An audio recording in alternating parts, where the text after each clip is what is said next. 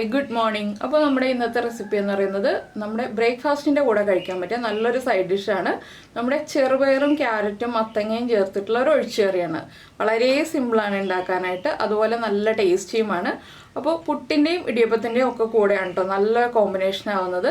അപ്പോൾ നിങ്ങൾ ഇതുപോലെ ഈ ഒരു ഒഴിച്ചുകറി ഉണ്ടാക്കിയിട്ടില്ലെങ്കിൽ ഉറപ്പായിട്ടും ഒന്ന് ഉണ്ടാക്കി നോക്കൂ. നല്ലൊരു സൈഡ് ഡിഷാണ്. അപ്പോൾ എങ്ങനെയാണ് നമ്മുടെ ചെറുപയർ മത്തങ്ങ ക്യാരറ്റ് കറി തയ്യാറാക്കുന്നത് നോക്കാം.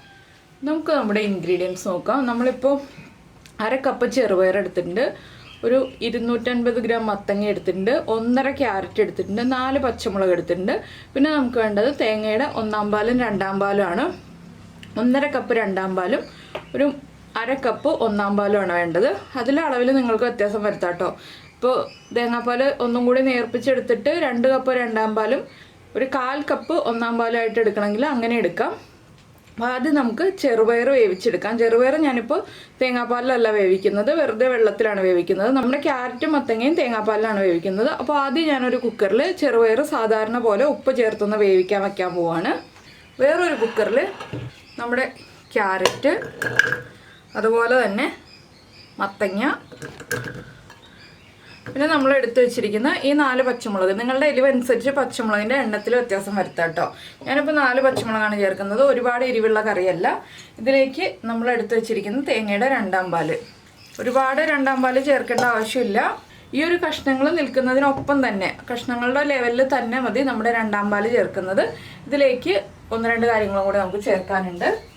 ഈ കഷ്ണങ്ങൾക്ക് ആവശ്യമായിട്ടുള്ള ഉപ്പ്, നമ്മൾ ചെറുപയറിൽ ഉപ്പ് ചേർത്താണ് വേവിക്കാൻ വെച്ചിട്ടുള്ളത്. അതുപോലെ തന്നെ ഒരു 1/4 ടീസ്പൂൺ മഞ്ഞൾപ്പൊടി,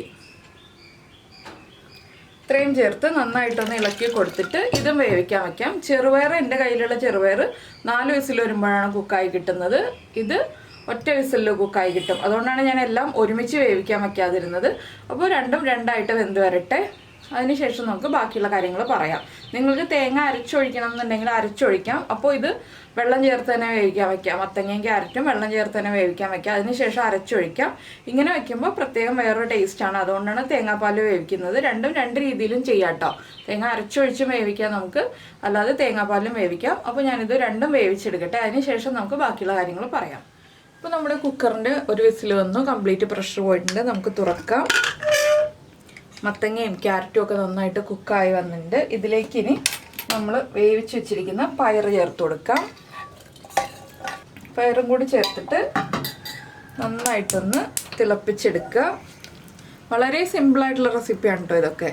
അപ്പോൾ നിങ്ങൾ തേങ്ങ അരച്ചാണ് ഒഴിക്കുന്നതെങ്കിൽ ഇപ്പോൾ അരച്ചൊഴിക്കുക. ബാക്കി ഡീറ്റെയിൽസൊക്കെ നമുക്ക് അങ്ങനെ ഒരു വീഡിയോ ചെയ്യുമ്പോൾ പറയാം.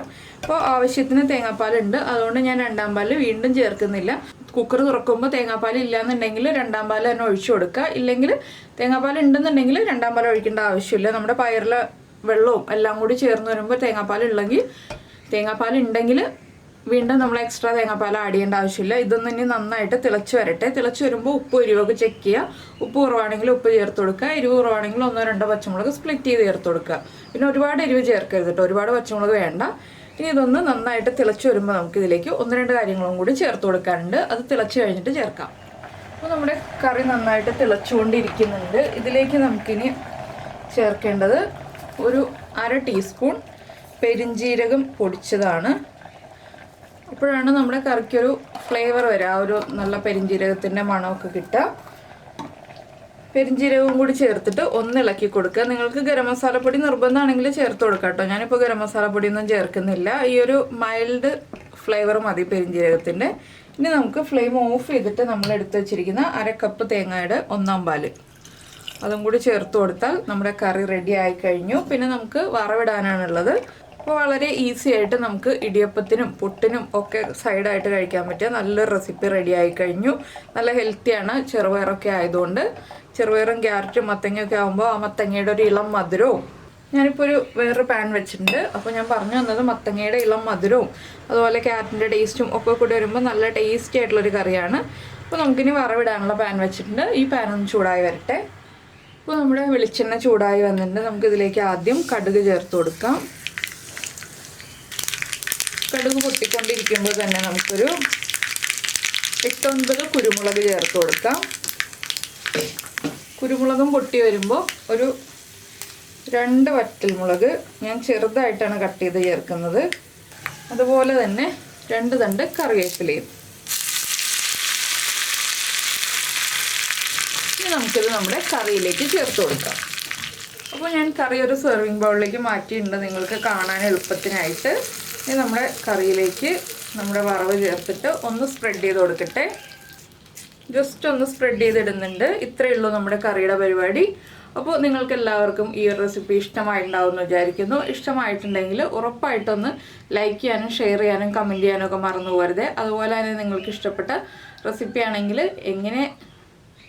ഏത് റെസിപ്പിയുടെ കൂടെ കഴിച്ചിട്ടാണോ, പുട്ടിൻ്റെ കൂടെയാണോ ഇടിയപ്പത്തിൻ്റെ കൂടെയാണോ ഇഷ്ടമായതെന്നും കൂടി ഒന്ന് കമൻറ്റ് ചെയ്തേക്കണേ. അതുപോലെ നമ്മുടെ ചാനൽ ആദ്യമായിട്ട് കാണുകയാണെങ്കിൽ ഒന്ന് സബ്സ്ക്രൈബ് ചെയ്ത് സപ്പോർട്ട് ചെയ്യണേ. സബ്സ്ക്രൈബ് ചെയ്യുന്നതിന് ഈ വീഡിയോയുടെ താഴെയുള്ള റെഡ് സബ്സ്ക്രൈബ് ബട്ടൺ ഒന്ന് ക്ലിക്ക് ചെയ്യുക. അതിൻ്റെ റൈറ്റ് സൈഡിലുള്ള ബെല്ലൈക്കണും ക്ലിക്ക് ചെയ്യുക.